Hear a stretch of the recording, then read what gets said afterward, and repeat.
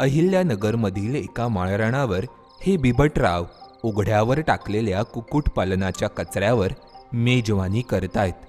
बिबटराव तिथून निघाल्यावर लांडगे बुवांचा प्रवेश या मेजवानी स्थळी होतो.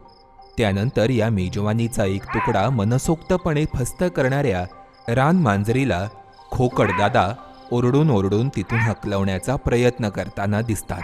मात्र ही ताई तिथून निघून जाण्याचं चिन्ह न दिसल्यावर हे दादा पुढे येऊन मेजवानीचं निरीक्षण करतात. कोल्होबा देखील या मेजवानीभोवती घुटमळताना दिसतात. अखेरीस तरस मामा या मेजवानीतील एक तुकडा पटकन उचलून तिथून पळ काढतात आणि सकाळ झाल्यावर मोकाट कुत्र्यांचा वावर तिथे दिसतो. कुक्कुटपालनाच्या कचऱ्याभोवती गवताळ प्रदेशातील या सस्तन प्राण्यांची हालचाल टिपलीये द ग्रासलँड ट्रस्टच्या कॅमेरा ट्रॅपमध्ये.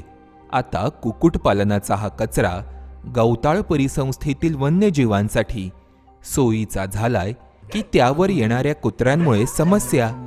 जाणून घेऊया त्याविषयी.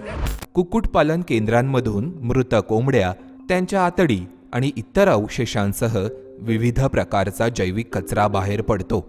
राज्यात बहुतांश ठिकाणी हा कचरा योग्य पद्धतीने विल्हेवाट लावण्याऐवजी तो गवताळ प्रदेशात टाकला जातो.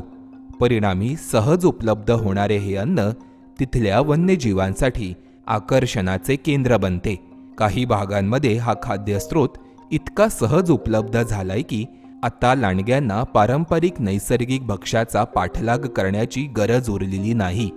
पहिल्या नजरेत ही गोष्ट वन्यजीवांसाठी फायदेशीर वाटू शकते, विशेषतः पशुधनावर अवलंबून असलेल्या धनगर समाजाच्या अनुषंगाने.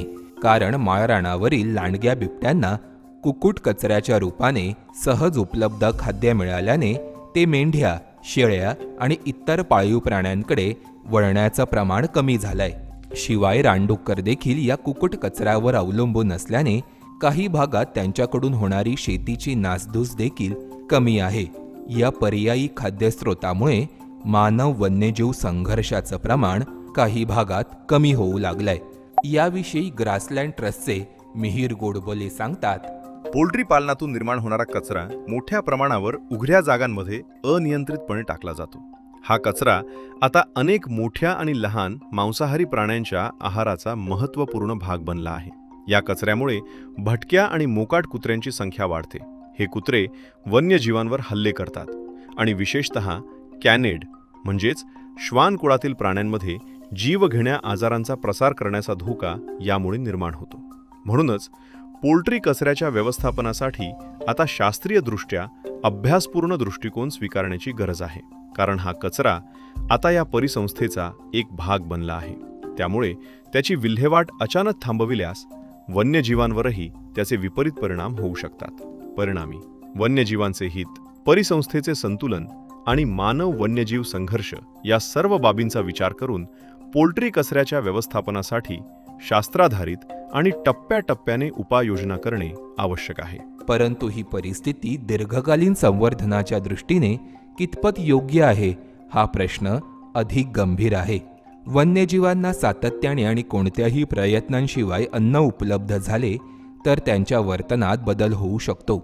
एखाद्या विशिष्ट ठिकाणी नियमितपणे कुक्कुट कचरा टाकला जात असल्यास त्या ठिकाणी वन्यजीवांची येण्याची वारंवारता वाढू शकते. त्यातून त्यांच्या हालचालींचे नैसर्गिक स्वरूप बदलण्याची शक्यता असते.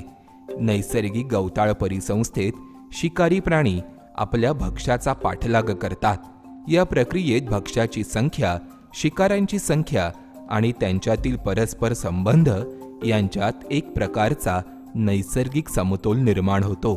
परंतु बाहेरून मोठ्या प्रमाणात खाद्य उपलब्ध करून दिल्यास हा समतोल बिघडू शकतो. कुक्कुट कचऱ्यामुळे निर्माण होणारा सर्वात महत्त्वाचा अप्रत्यक्ष धोका म्हणजे मोकाट कुत्र्यांची संख्या. कारण वन्यजीवांप्रमाणेच मोकाट कुत्र्यांसाठीही ही जागा कृत्रिम खाद्य केंद्र बनते. अशा ठिकाणी कुत्र्यांची टोळकी जमा होतात. ते ससे, हरणांची पिल्ले, लहान सस्तन प्राणी, जमिनीवर घरटी करणारे पक्षी आणि इतर प्राण्यांची शिकार करतात.